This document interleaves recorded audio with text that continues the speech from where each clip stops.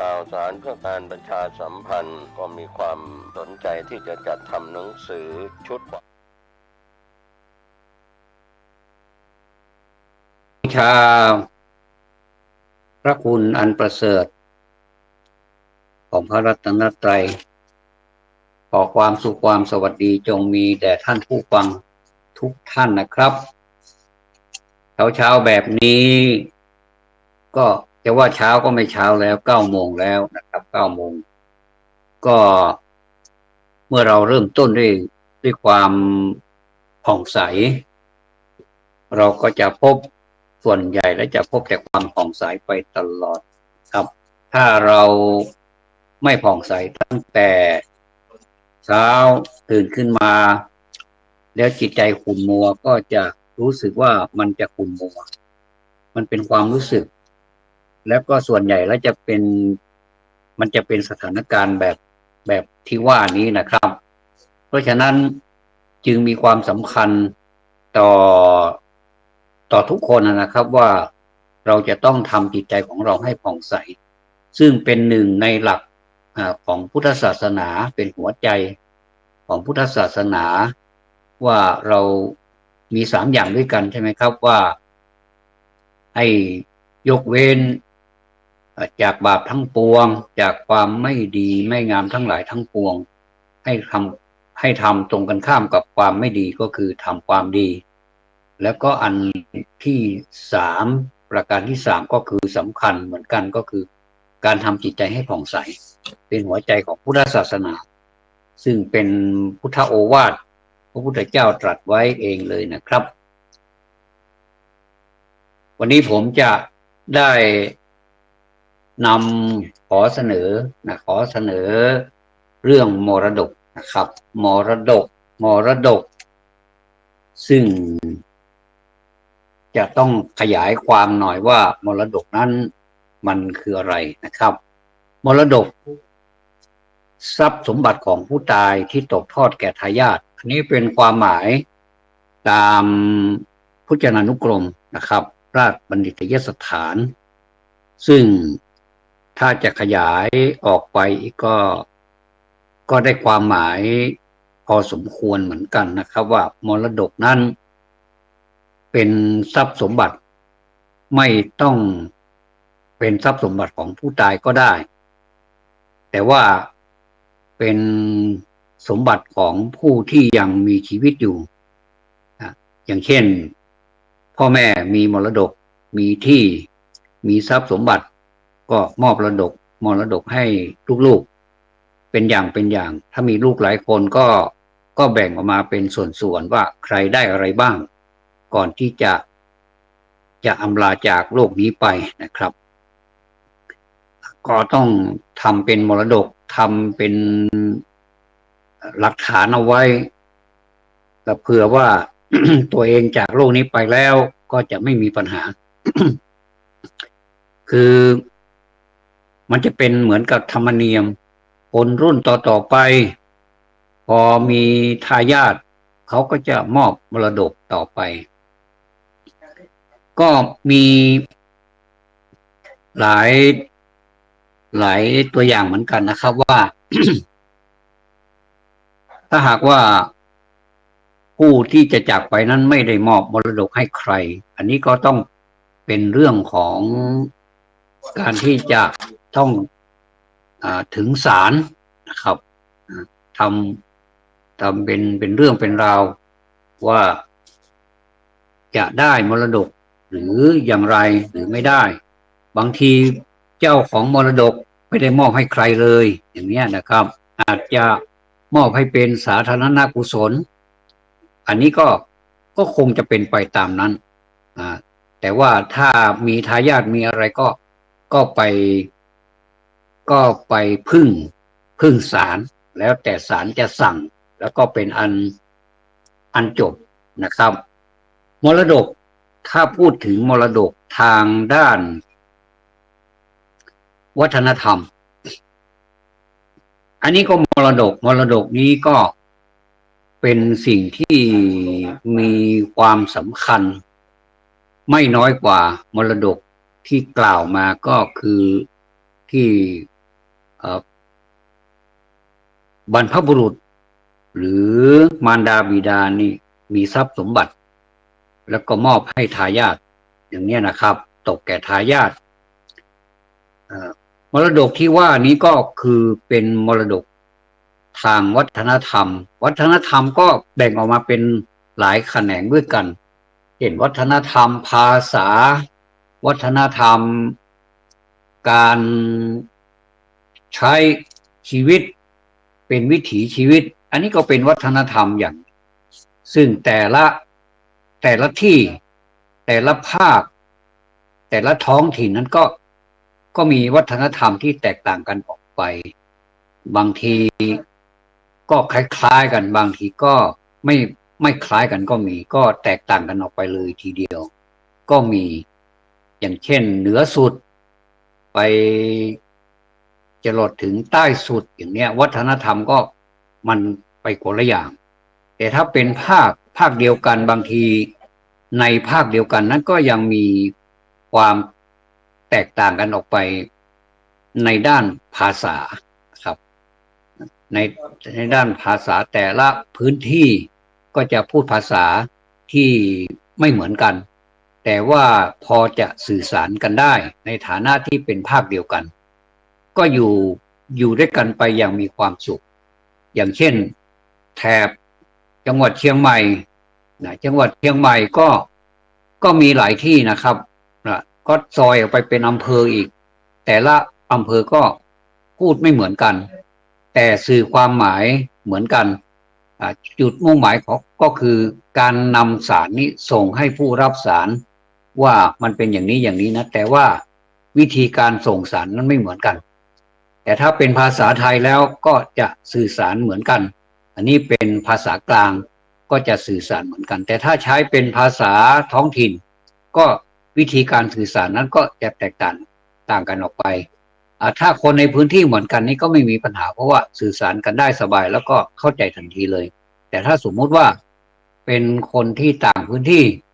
แม้จะอยู่ในเขตจังหวัดเดียวกันก็ตามนะครับก็ต้องมีการย้ำมีการอธิบายความให้กันฟังอีกนะครับอันนี้ก็คือเป็นวัฒนธรรมทางด้านภาษาในด้านการความเป็นอยู่เช่นการใช้ชีวิตประจำวันอาหารนี่ถ้าเป็นภาคเหนือนี่ก็จะเป็นประเภทที่เป็นพื้นก็อย่างที่รู้กันนะครับมีน้ำพริกมีแกงก็คล้ายๆกันมีแกงอ่อมอย่างนี้นะครับแกงอ่อมเนื้อแกงอ่อมหมูหรือว่าแกงปลาหรือว่าน้ำพริกปลาน้ำพริกปลาทูน้ำพริกปลาย่างหรือว่าน้ำพริกปลาจีบ้านเราเรียกว่าปลาจีก็น้ำพริกปูน้ำพริกน้ำปูอันนี้ก็เป็นภาคเหนือที่ถ้ามีน้ำพริกน้ำปูแล้วมันก็ต้องมีน้องนางบ้านนาแล้วก็มีเทพธิดาดอยก็มาเจอกันก็มาจ้าเอกันก็อร่อยพอดีเลยนะรสชาติมันก็ทำให้อร่อยทำให้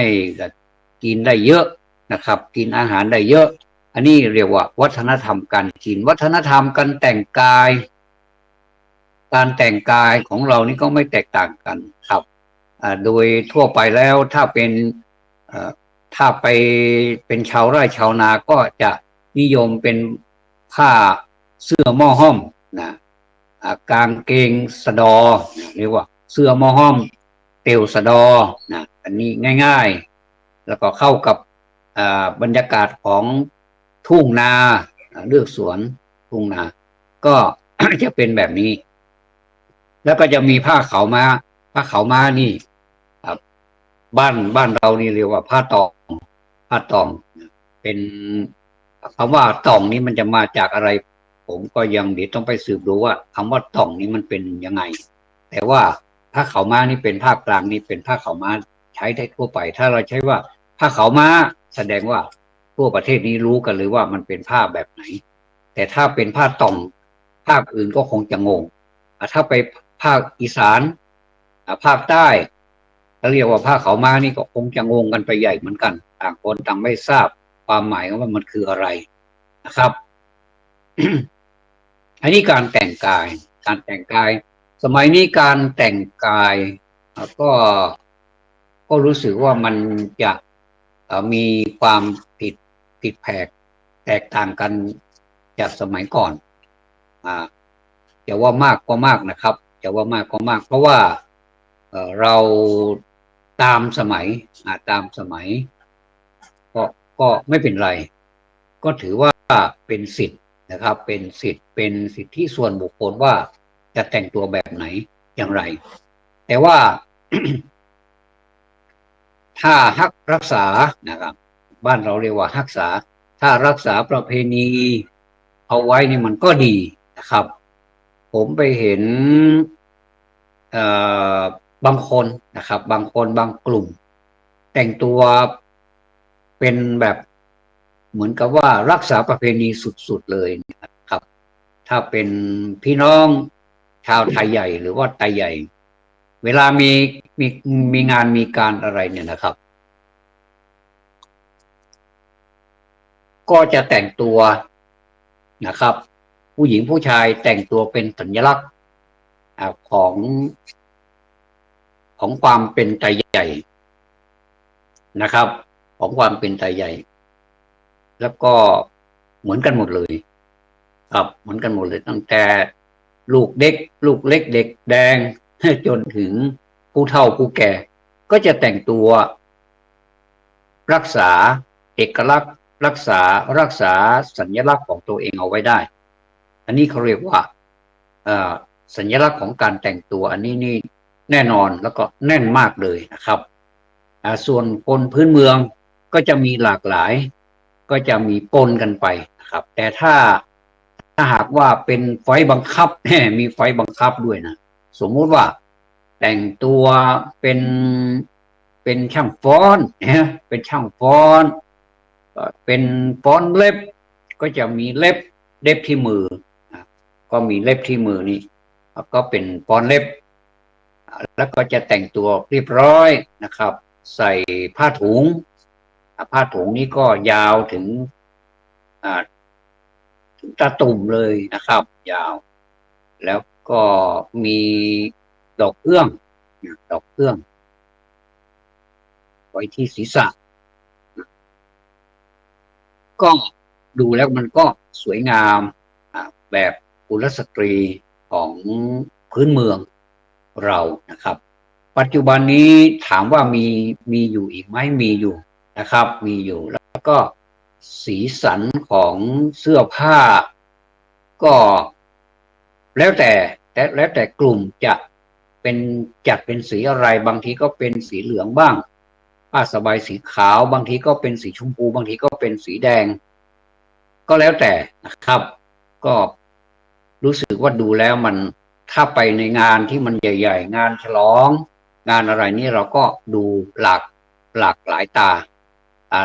หลากตาไม่ใช่หลายตาหลากตานะครับดูแล้วมันก็เพลินดีเหมือนกันแล้วก็มีความภูมิใจอยู่ลึกๆนะครับว่าเราก็ยังรักษารากของวัฒนธรรมการแต่งกายของเราไว้ได้ส่วนคนที่เป็นผู้ก่อตั้งหรือว่าเป็นแม่แบบหรือว่าเป็นไอดอลตั้งแต่แรกมาเนี่ยเป็นใครอันนี้ก็มีมาจากหลายตำนานด้วยกันนะครับแต่ว่าจะเป็นใครนั้นก็แสดงว่าคนที่มีความคิดอย่างนี้มีความคิดที่ละเอียดมีความคิดที่ประณีตทำให้เกิดการแต่งกายอย่างนี้ขึ้นมาได้ส่วนการแต่งกายของคนรุ่นใหม่นะครับก็อย่างที่เราเห็นก็ส่วนมากแล้วก็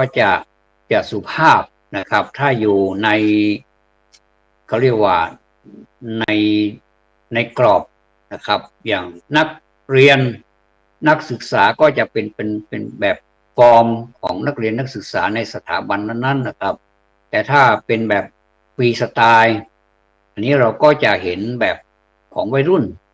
ที่เราเข้าใจกันดีว่าวัยรุ่นก็แต่งตัวกันเป็นเป็นลักษณะแบบนี้คนกลางคนก็จะเป็นลักษณะแบบนี้คนสูงอายุก็จะเป็นลักษณะแบบนี้ก็จะไล่กันไปตั้งแต่วัยเด็กๆถึงวัยรุ่นแล้วก็วัยกลางคนและในที่สุดก็วัยปัจฉิมวัยก็คือวัยผู้สูงอายุนะครับแต่เราก็อยู่กันได้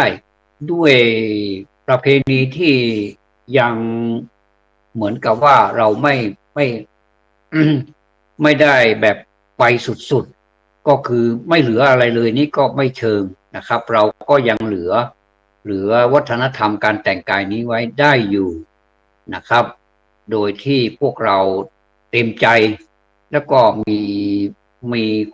ความเห็นที่ที่สามัคคีกันนะครับว่ามีความเห็นว่าอย่างเช่นที่กล่าวว่าช่างฟ้อนเนี่ยครับมีความเห็นว่าช่างฟ้อนจะต้องแต่งตัวแบบนี้นะเราก็ปฏิบัติตามนั้นจนถึงบัดนี้ก็ยังแต่งตัวเหมือนเดิมอยู่นะครับคือเรียบร้อยสุภาพอ่อนช้อยจะเดินจะเหินนี่นะครับก็อ่อนช้อยตามแบบของกุลสตรีแต่ว่าจะมีมีช่างฟ้อนที่เป็นแบบประยุกต์อันนี้เป็นแบบประยุกต์นะก็สวยก็ก็เป็นแบบประยุกต์นี่ก็จะเป็นแบบที่เขาเรียกว่าเป็นเป็นรำแบบเป็นอะไรเรียกว่ามีดนตรีประกอบนะมีดนตรีประกอบเป็นรีวิวเป็นเป็นจังหวะนะเป็นเป็นรำวงย้อนยุคก็จะเป็นแบบสวยงามมันระทึกใจก็มีทั้งจังหวะกลางๆจังหวะเร็วจังหวะช้าๆส่วนมากก็จะไม่ค่อยช้าเป็นจังหวะที่เร็วแต่ว่าเร็วนักก็ไม่เชิงนะครับแต่พอปานกลางนี้ก็ดูแล้วก็สวยงามนะครับก็แล้วก็จะมีมาแทรกอีกอย่างหนึ่งก็คือจะมีการแต่งกายเรียนแบบชาวเขาชาวเขาก็คือคนที่อยู่บนภูเขาคนที่อยู่บนที่สูงนะครับแต่ก็เราก็ขออนุญาตหรือเปล่าไม่รู้นะก็ลอกเรียนแบบเขามาเอาแบบเขามาเป็นฟ้อนอีก้อบ้างเป็นมูซือบ้างเป็นอะไรที่เป็นเผ่าแล้วก็เอามาเต้นแล้วก็ใช้จังหวะกลองอะไรเหมือนกับระทึกใจแบบเร็วๆก็เป็นจังหวะไปส่วนมากแล้วเราก็จะไปเจอในงานที่ฉลองใหญ่ๆส่วนแล้วก็จะเป็นงานของวัดเสียส่วนใหญ่นะครับที่เรียกว่าปอยหลวงจะมีการฉลองกันก็ในราวๆตั้งแต่กุมภาพันธ์มีนาคมเมษาพฤษภาเนี่ยประมาณนี้นะครับก็วัดนี้ถ้าวัดไหนที่เขาพร้อมเขาก็จะจัดโดยการที่ออกฎีกาหรือว่าเชิญชวนหรือว่านิมนต์จากหมู่วัดต่างๆซึ่งเป็นพันธมิตรเนี่ยว่าเป็นมิตรเป็นญาติธรรมกันเนี่ยนะครับเคยติดต่อบางทีก็จะส่วนมากก็จะมาจากสายมีญาติพี่น้องสมมติว่าบ้านอยู่แม่แตงสมมตินะครับบ้านอยู่แม่แตงแต่ไปมีครอบครัวอยู่ที่แม่ริมก็จะเชิญชวนญาติที่แม่ริมไม่รู้บ้านไหนนะที่แม่ริมอำเภอแม่ริมเนี่ยก็มาร่วมงานฉลองปอยหลวงที่แม่แตงไม่ทราบว่าวัดไหนสมมติเป็นตัวอย่างอำเภอเลยก็จะแตกหน่อแตกกอกันออกไปนะครับจนกระทั่งบางทีก็ข้ามจังหวัดไปเลยก็มีครับอันนี้เรียกว่าปอยหลวงแล้วก็พากันมาเที่ยวมาทำบุญแล้วก็ถ้าปอยหลวงนี่จะรู้ยังไงว่ามันเป็นปอยหลวงนะครับก็อันนี้ก็ มันแน่นอนอยู่แล้วครับปอยหลวงมันจะต้องมีความเหนื่อยความวุ่นวายความคิดหลากหลายความคิดแล้วก็มีงานฉลองหลายๆอย่างเอามารวมกันจนไม่รู้ว่าอะไรเป็นอะไรนี่ก็เรียกว่าปอยหลวงก็หลักๆในสมัยก่อนนี้ผมก็เห็นมีลิเกการละเล่นนะครับแม้กระทั่งมีมวยมีการชกมวยแต่ว่าชกมวยนี้ต้องเอาไปอยู่อีกที่หนึ่งนอกกำแพงนู่นนะครับส่วนมากเราจะไม่นิยมเอามาไว้ในวัดในบริเวณวัดในกำแพงเนี่ยถ้ามีโรงเรียนหรือว่าสถานที่มันมีบริเวณใกล้ๆวัดนั้นมันกว้างขวางอยู่เนี่ยครับเขาก็ใช้เป็นเวทีการชกมวยการแข่งขันชกมวยรวมไปถึงการบันเทิงอื่นๆนะครับบางทีก็มีบางทีก็มีคณะแห่คณะแห่พื้นเมืองคณะแห่พื้นเมืองนี่ก็จะส่วนใหญ่แล้วก็จะมีทางเข้าวัดนะครับเป็นการเชิญชวนเป็นการแสดงอย่างแบบสุดฝีมือไปเลยใส่กันเต็มที่เลยดังกันสนั่นหวั่นไหวกันไปเลยเนี่ยนะครับก็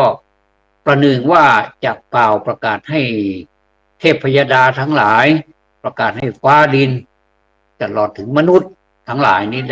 ได้รับทราบว่าที่นี่นะมีงานปอยหลวงนะครับเหมือนประหนึ่งจะเป็นอย่างนั้นประหนึ่งว่าจะเป็นอย่างนั้นก็เรื่องของการแห่นี่ก็มีเป็นบางวัดที่เขาจะแห่บางทีก็จะเป็นคนในพื้นที่เลยเอามาเรียกว่าบ้านเราเรียกว่าเอามาฮอมแต่ว่าก็มีค่าใช้จ่ายไม่แพงนักนะครับแต่ถ้าไปหาจากที่อื่นมันก็แพงไปตามนั้นนะครับส่วนชื่อของคณะแห่นั้นก็มีหลากหลายนะครับก็ส่วนมากเราจะมีที่มานะครับมีที่มา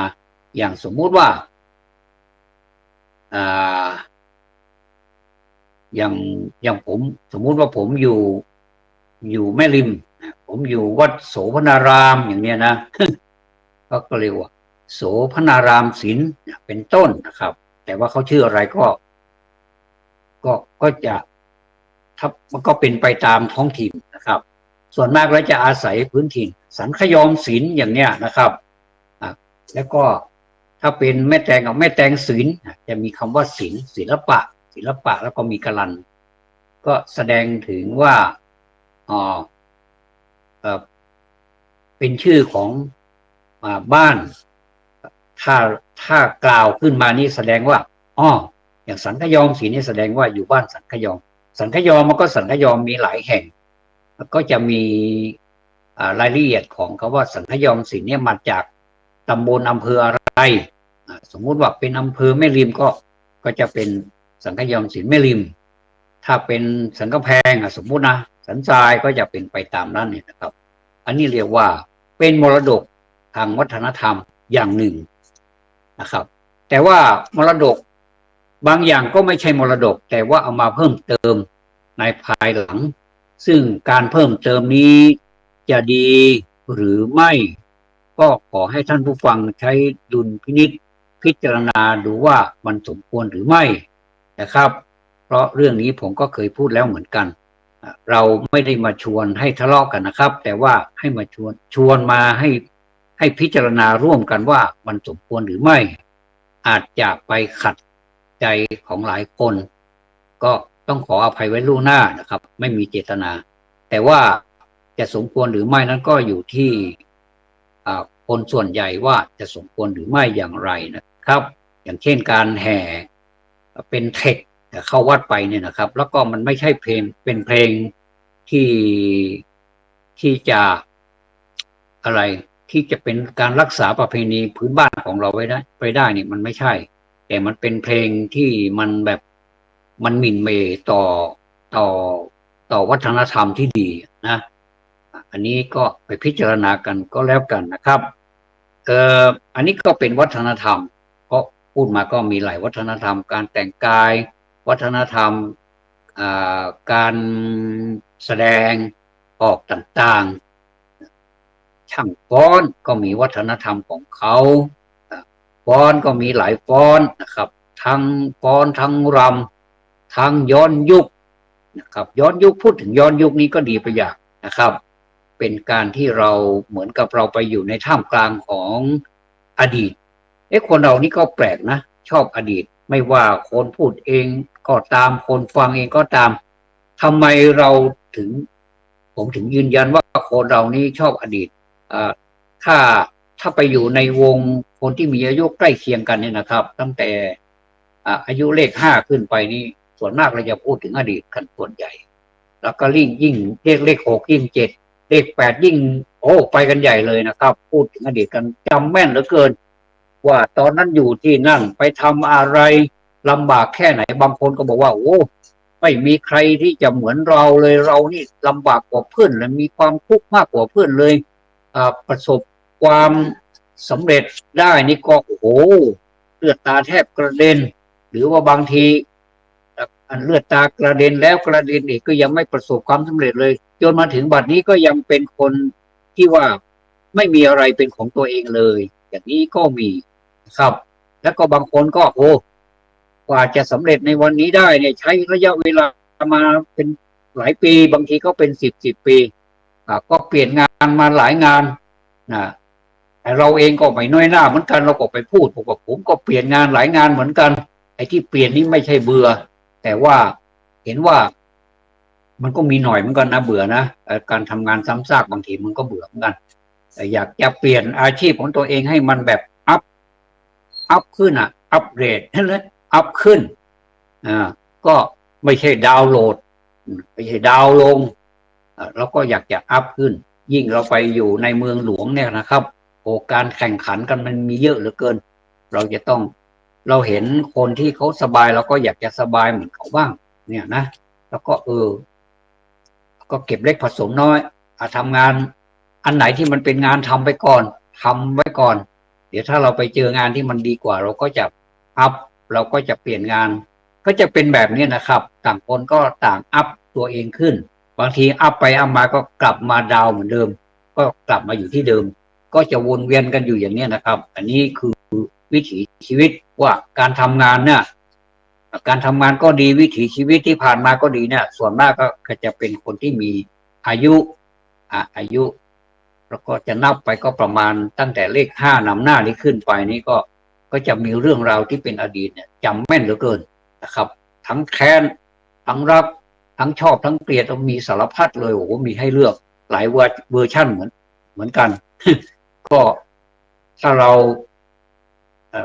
พุทธศาสนาบอกว่าอย่าไปนึกถึงอดีตมากเลยไม่ว่าจะเป็นนักปราชญ์ท่านก็เตือนเรานะว่าอย่าไปนึกถึงอดีตมากเลยแต่ว่าถ้าไม่นึกเลยก็ไม่ดีเพราะว่าเขาเรียกว่าการทำอะไรที่มันผิดพลาดมันเป็นครูนะแต่ถ้าทำผิดพลาดซ้ำอีกมันก็เป็นครูแต่ว่ามันจะต้องยังไงท่านเปรียบว่าเป็นครูเนี่ยคำว่าครูเนี่ยมันจะต้องเปลี่ยนแปลงไปในทางที่ดีนะครับไม่ใช่ว่าเป็นครูแล้วก็ซ้ำอีกก็ไม่ใช่ครูแล้วก็จะเป็นอะไรก็ไม่รู้ที่เขาพูดกันนั่นอันนี้พูดถึงการอะไรมีวัฒนธรรมการแต่งกายวัฒนธรรมความเป็นอยู่ที่ผ่านมาเนี่ยนะครับคนที่มีอายุตั้งแต่เลข5นำหน้าขึ้นไปเนี่ยบางทีก็ยังไม่ถึงเลข5เลยเลข4นี่ก็เริ่มแล้วนะบางทีก็ยังไม่ถึงด้วยซ้ำเนี่ยที่ว่าเนี่ยก็พูดถึงแต่อดีตซะแล้วถามว่าอดีตมันขมขื่นมันหวานชื่นทำไมคนต้องเอามากล่าวกันผมว่ามันเป็นธรรมชาติของมนุษย์จะห้ามกันไม่ได้นะที่เราร่ำเรียนกันทุกวันนี้เรื่องประวัติศาสตร์เรื่องนั่นเรื่องนี้มันก็เป็นเรื่องในอดีตมาทั้งนั้นนะครับแต่ว่าเราเรียนเพื่อให้เรารู้ให้เราได้ทราบความเป็นมาของชาติเราว่ามันเป็นยังไง แล้วเราก็มาช่วยกันปรับปรุงให้มันดีขึ้นนะครับจุดประสงค์มันเป็นอย่างนี้นะครับ ไม่ใช่ว่าเราเรียนแล้วเราก็เรียนแล้วก็เรียนเลยแล้วก็เรียนแล้วก็ลืมเรียนแล้วก็ไม่ได้พิจารณาไม่ได้ปรับปรุงอะไรสักอย่างก็เรียนไปก็สักแต่ว่าเรียนมันก็ต้องมีการเปลี่ยนแปลงไปเรื่อยๆเหมือนกับค่าเงินนะครับเมื่อก่อนนี้ค่าของเงินนี่บ้านเรานี่มาถ้าหากว่าคนที่มีอายุเยอะๆแล้วเนี่ยครับเขาก็จะพูดถึงค่าจ้างอะไรต่างๆนี่ก็บอกว่าเป็นสตางค์เลยนะเป็นบาทเป็นสตางค์นะไม่ใช่เป็นร้อยเป็นพันเป็นหมื่นเป็นแสนเหมือนสมัยนี้นะครับเดี๋ยวนี้เขาไม่พูดกันแล้วนะกี่บาทนี่นะเขาพูดกันเป็นบางทีก็พูดกันเป็นหมื่นขึ้นไปเลยนะครับเงินเดือนกี่หมื่นเนี่ยครับเขาไม่ได้พูดเงินเดือนกี่บาทเงินเดือนกี่สตางค์ไม่ได้พูดแล้วแต่สมัยก่อนนี่มีจริงๆเป็นสตางค์เลยนะครับ แล้วก็กำไรการขายการการซื้อที่เนี่ยก็ใช้ไม่กี่บาทนะครับก็แสดงว่าค่าของเงินในสมัยก่อนนี้มันแพงเหลือเกินแต่ทำไมพอมันเจริญขึ้นมาแล้วทำไมค่าของเงินที่มันว่าแพงๆนั้นทำไมมันกลับมาถูกจำนวนเงินต้องเยอะๆนะครับแล้วก็มาเทียบกับสมัยก่อนนี่บางทีท่านมักจะพูดกันบอกว่าเงินหมื่นสมัยก่อนนี่โหเดี๋ยวนี้เยอะนะเงินแสนสมัยก่อนนี่เป็นล้านเลยนะเนี่ยโอ้พูดแล้วทำไมมันห่างกันเหลือเกินอันนี้ก็เพราะการเวลามันผ่านไปครับแต่เราก็ไม่สามารถที่จะลืมไม่ลงนะครับว่าบรรยากาศสมัยก่อนกับบรรยากาศสมัยนี้มันแตกต่างกันเหลือเกินสมัยก่อนนี่ พูดถึงวัฒนธรรมการกินกลับมาการกินอีกการกินเมื่อก่อนนี้เราปลูกผักไว้เราก็ไม่ได้ใส่อะไรนี่นะแล้วก็มีปุ๋ยธรรมชาติปุ๋ยขี้ไก่ปุ๋ยมูลไก่มูลหมูเนี่ยขี้ไก่ขี้หมูเนี่ยใส่เข้าไปบางทีก็เป็นดินที่ดีอยู่แล้วมีไส้เดือนมีอะไรมันก็เป็นพนักงานหรือว่าเป็นคนงานคล้ายๆว่าทำหน้าที่พรวนดินให้เราก็ดีปลูกอะไรมันก็งามครับพริกนกกินพริกที่ไหนมาก็ไม่รู้เรามาถ่ายมาถ่ายแค่พริกไม่กี่เม็ดนะครับมันก็สามารถที่จะโตขึ้นมาเป็นต้นพริกได้มันก็อร่อยด้วยนะครับพริกมันก็เม็ดไม่ใหญ่ครับเม็ดไม่ใหญ่แล้วก็จะไปเกี่ยวกับหนูหรือเปล่าไม่รู้นะเพราะว่าพริกบางชนิดเลยว่าพริกขี้หนู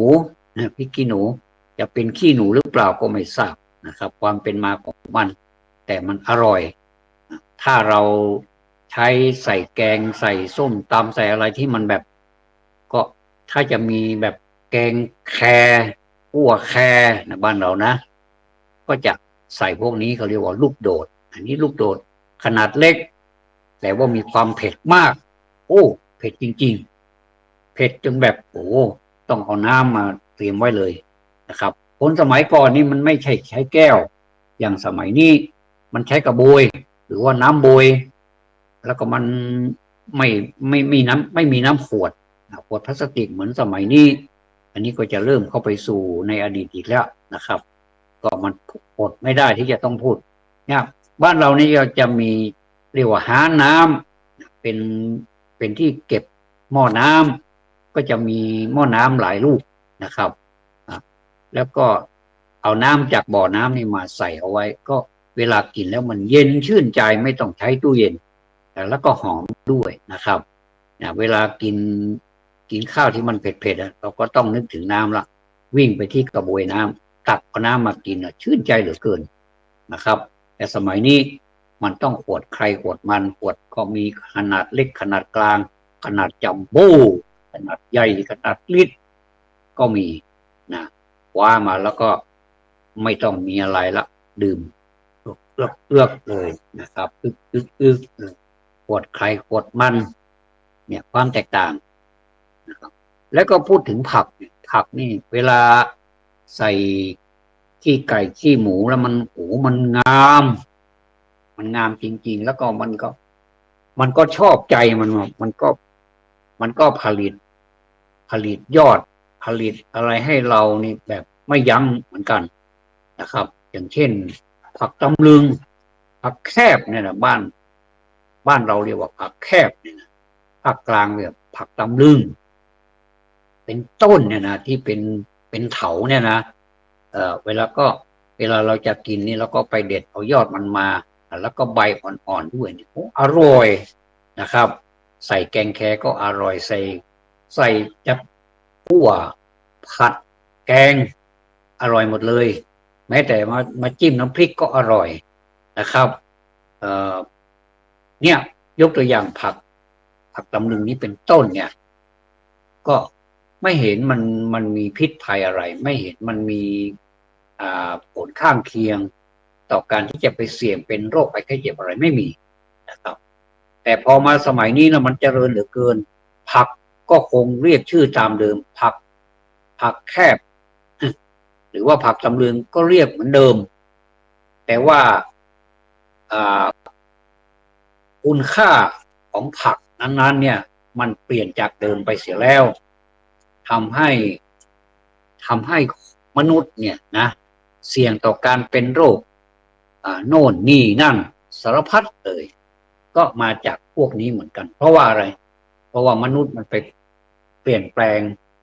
ไม่ได้ใช้ปุ๋ยแบบธรรมชาติเมื่อก่อนเป็นปุ๋ยอินทรีย์ปุ๋ยธรรมชาติอย่างนี้นะครับแต่ว่ากลับกลายเป็นไปใช้ปุ๋ยที่มันเป็นเคมีอะไรพวกเนี้ยอันนี้ก็พวกเราก็ช่วยกันพิจารณาก็แล้วกันนะครับว่ามันเป็นอย่างไร ก็น่ากลัวนะเราเห็นคน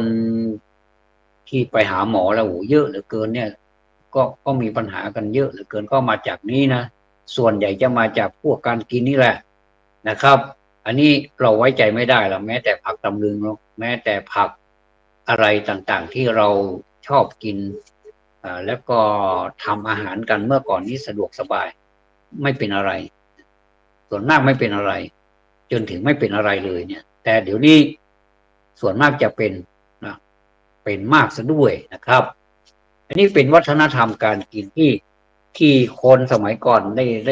ได้มอบเป็นมรดกมาให้ผมขึ้นต้นด้วยมรดกเนี่ยก็เหมือนกับว่าคนสมัยก่อนนี้มอบมรดกเป็นมรดกเป็นการปลูกการฝังการทำอะไรการทำเกษตรไร่นาทำสวนอะไรเนี่ยเป็นมรดกทั้งนั้นเลยนะครับไม่ใช่ความหมายไม่ใช่ว่าเป็นทรัพย์สมบัติแค่นั้นเองนะครับอันนี้เราถ้าเราจะเอาความหมายตามพจนานุกรมนี้ก็มรดกก็คือทรัพย์สมบัติของผู้ตายที่ตกทอดแก่ทายาทเนี่ยอันนี้เป็นความหมายที่สั้นๆแต่ถ้าจะเอามาเป็นแตกหน่อแตกกอมานี่มันเยอะนะครับท่านผู้ฟังกำลังอยู่กับรายการจำนันจาดำเนินรายการ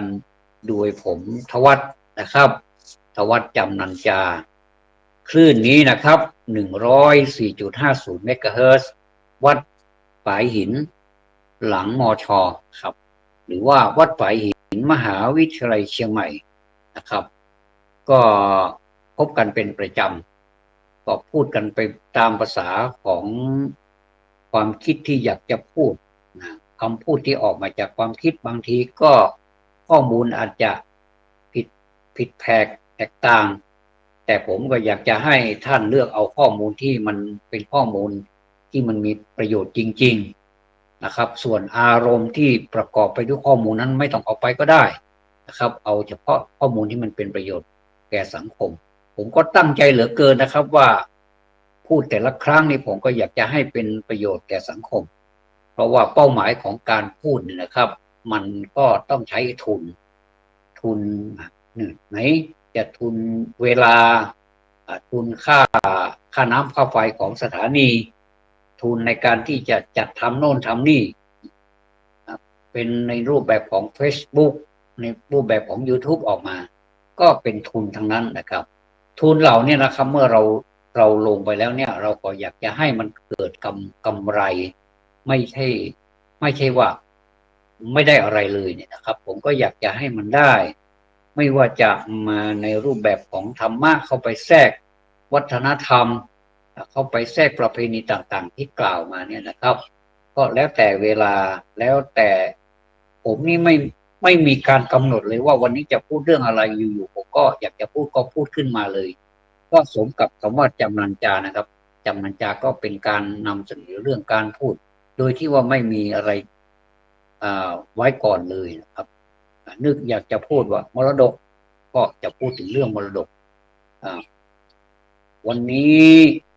เรามีมรดกให้ชื่นชมกันอยู่เนี่ยนะครับถ้าเราประมาทมรดกเหล่านี้ก็จะถูกกลืนนะไปทีละเล็กทีละน้อยไม่ว่าจะเป็นด้านการกินไม่ว่าจะเป็นด้านการแต่งกายไม่ว่าจะเป็นการสื่อสารการสื่อสารส่งสารสื่อสารรับสารอะไรนี่มันทำให้มันแบบไม่เหมือนเดิมนะครับจะให้เหมือนเดิมได้อย่างไรเพราะว่าการเวลามันก็ย่อมจะเปลี่ยนนะครับเปลี่ยนแต่ว่าเราก็อยากจะได้ของเก่าไว้บ้างในสิ่งที่มันดีมันงามก็เราจะอนุรักษ์กันไว้ถ้าเราไม่อนุรักษ์มันไว้มันก็จะหดหายไปแล้วก็ในที่สุดมันก็จะไปอยู่ในพิพิธภัณฑ์แล้วก็ในที่สุดมันก็จะสลายไปตามกาลเวลาแล้วก็จะไม่มีให้ดูก็มีน้อยเหลือเกินทำไมเราจะต้องมาบางคนก็บอกว่ามันก็แล้วไปคุณจะไปคิดทำไมถึงเรื่องอดีตมันอดคิดไม่ได้นะครับว่าในอดีตนี้มันมีอะไรที่สวยๆงามๆหลายอย่างนะครับมากมาย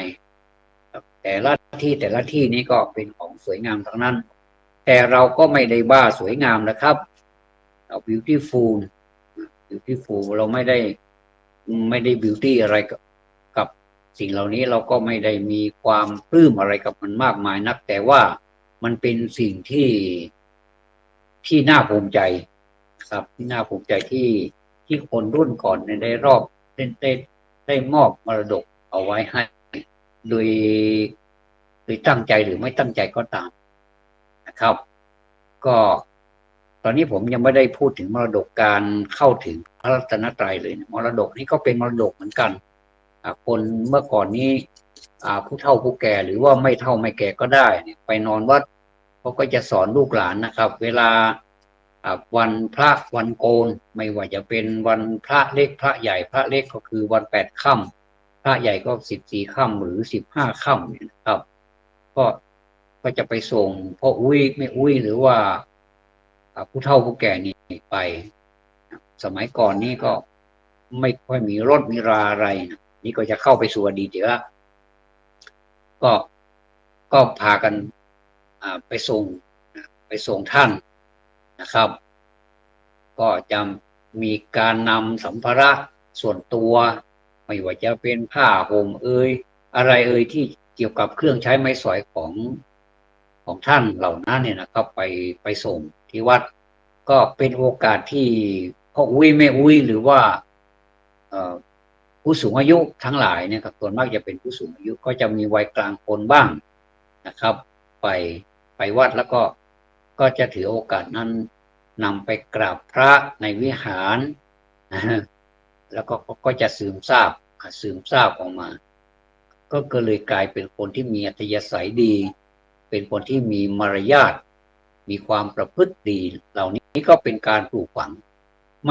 ม่เสียหายอะไรเลยนะครับมีแต่ได้กับได้และเขาก็รู้สึกรักวัฒนธรรมอ่อนช้อยวัฒนธรรมอันละเอียดปราณีตนี้เหลือเกินก็เลยกลายเป็นการหล่อหลอมโดยที่ว่าไม่ได้ตั้งใจอะไรหล่อหลอมอะไรมากมายไม่มีพิธีรีตรองอะไรเลยแต่ว่าเป็นตัวอย่างทำให้ดูแล้วเขาก็จะจดจำเอาไว้ก็จะติดตาตรึงใจเขาก็จะนำไปใช้ในชีวิตของเขาตลอดอายุขัยของเขาคนที่จากไปแล้วก็จากไปคนที่ยังอยู่ก็จะเอาวัฒนธรรมนั้นมาปฏิบัติอยู่มันก็จะไม่หายแล้วคนที่ว่าเนี่ยเขาก็จะแก่ไปทุกวันเขาก็จะมีอายุมากไปทุกวัน จะตายเมื่อไหร่ก็ไม่รู้ชีวิตมันก็อยู่แค่จมูกนะครับถ้าจมูกไม่หายใจแล้วก็ชีวิตก็หาไม่เขาก็จะไม่ประมาทเขาจะถือหลักความไม่ประมาทนี้แหละไปสอนลูกสอนหลานเขาต่อไปในสังคมไทยนี้ยังมีอยู่นะครับสังคมไทยนี่ยังมีความน่ารักแบบนี้อยู่เราจะสังเกตจากคลิปนะครับบางทีเด็กตัวเล็กๆไปพูดกับคุณแม่นะครับอายุยังเขาเรียกว่าอะไรปากยังไม่สิ้นกลิ่นน้ำนมประมาณนั้นนะอายุยังไม่นั่นเลยนะยังอยู่อนุบาลอยู่เลยเนี่ยแต่ว่าไปปรารภกับคุณแม่ว่าอยากจะบวชเนี่ยนะแล้วก็คุณแม่ก็ถามว่าอยากจะบวชทำไมนะครับเขาบอกเหตุผลให้น่าฟังมากไม่น่าจะเป็นคำพูดของเด็กเลยเนี่ยบางทีเขาก็เป็นบารมีของส่วนตัวของเขานะครับบางทีก็เป็นสามเณรเล็กๆก็บรรลุธรรมแล้วเนี่ยในอดีตนะครับในครั้งในอดีตนานมาแล้วล่ะแต่สมัยนี้ก็อาจจะมีนะแต่ว่าเราไม่ได้ทราบข่าวบางทีก็เป็นสามเณรตัวเล็กๆแต่สามารถที่จะท่องปาฏิโมกข์หรือว่าสวดปาฏิโมกข์ได้แจ๋วเลยอย่างเงี้ยก็มีแสดงว่าเรื่องบารมีเรื่องมรดกเนี่ยมันตกทอดมาถึงในชาตินี้เลยพูดถึงว่าถ้าชาติปางก่อนมันมีจริงเนี่ยสะสมมาหลายชาติเหลือเกินเนี่ยนะจะเป็นอะไรจะเป็นผู้ชายจะเป็นผู้หญิงเป็นคนอยู่ในฐานะไหนเนี่ยนะก็จะเกิดมาในชาตินี้แล้วก็มีบุญบารมีตามมาด้วยเนี่ยนะท่านจะเชื่อหรือไม่เนี่ยก็ถ้าตรงกันข้ามกับคนที่ไม่มีบุญบารมีหรือว่ามีบาปมีกรรมมีอะไรมากเหลือเกินพอมาถึงชาตินี้ทำไมมันลำบากเหลือเกินทำอะไรก็ไม่สมความปรารถนาแล้วก็ไปตกอยู่ในวังวนของอบายมุขอะไรต่างๆทำให้ชีวิตนี้มันเหมือนกับไม่มีความหมายเกิดมาแล้วก็คิดแล้วมันก็แค่นี้ก็ทำให้เขาไม่อยากจะทำคุณงามความดีต่อไปเขาก็เรียกว่าเป็นจะเรียกเป็นบารมีไหมมันก็ไม่ใช่จะเป็นบาปเป็นกรรมซะมากกว่าเพราะฉะนั้นคนที่มีบารมีนี่เกิดมาแล้วเนี่ยมันจะแตกต่างกับคนที่มีกรรมที่ไม่ดีเนี่ยจะแตกต่างกันเลยนะครับเพราะฉะนั้นนี่ถือว่าเป็นเรื่องใหญ่เหมือนกันนะสำหรับคนเราเนี่ยถ้าเราไม่สร้างบารมีไว้บ้างเนี่ยนะครับมันก็รู้สึกว่ามันจะเสียเวลาหรือเปล่าที่เราเกิดมาเป็นคนและไม่ได้สร้างอะไรเลยนะครับเกิดมาก็เบียดเบียนตัวเองก็ยังพอทำเนานะครับแต่ก็ไปเผื่อแผ่ให้คนอื่นให้กับสังคมด้วยนะครับก็คือจะเป็นภาระแก่ครอบครัวในครอบครัวเล็กๆก็เป็นภาระอยู่แล้วแล้วก็ไปเป็นภาระของสังคมอีกมีมากนะเราจะทำอย่างไรจะให้สิ่งเหล่านี้มันลดลงไปแล้วก็ให้มันความไม่ดีนี้ให้มันน้อยที่สุดครับให้มันเราก็ช่วยกันไม่ว่าจะวิธีไหนล่ะครูบาอาจารย์พ่อแม่หรือว่าวัดบวรเนี่ยนะครับบ้านวัดโรงเรียนเนี่ยนะครับก็มาช่วยกันประสานมือกันอย่างจริงจังสักทีนะครับไม่ใช่ว่าทำไปตามหน้าที่แล้วก็จบกันไปเลยผลสรุปเป็นอย่างไรก็ไม่รู้เนี่ยนะครับอันนี้ก็จะเป็นไปตามยถากรรมยถาฉันใดเอวังฉันนั้น ก็เสร็จแล้วมันก็เป็นกรรมกันหมดนะครับแต่ว่ากรรมนั้นมันจะเป็นกรรมดีหรือกรรมชั่วเป็นกุศลกรรมหรืออกุศลกรรมแค่นั้นเองนะครับวันนี้ผมก็นั่งพูดจานี่ในจำนำจานี่ก็ได้เรื่องมรดกอาจจะได้เรื่องบ้างไม่ได้เรื่องบ้างท่านก็ไปปฏิปต่ออันก็แล้วกันนะครับปฏิปต่อไปต่อเอาก็แล้วกันไปจิ๊กซอเอาก็แล้วกันวันนี้พูดไม่ค่อยเข้าท่าไม่ค่อยเข้าหูโคนเนี่ยท่านก็ไปคิดให้มันเข้าท่ากว่านี้มันก็จะดีกว่าที่ผมพูดนะครับขอกราบขอบพระคุณท่านผู้อำนวยการสถานีวิทยุ 104.50 เมกะเฮิรตซ์วัดฝ่ายหินมหาวิทยาลัยเชียงใหม่เป็นอย่างสูงนะครับขอความสุขความสวัสดีจงมีแด่ท่านผู้ฟังทุกท่านคำว่าสวัสดีครับ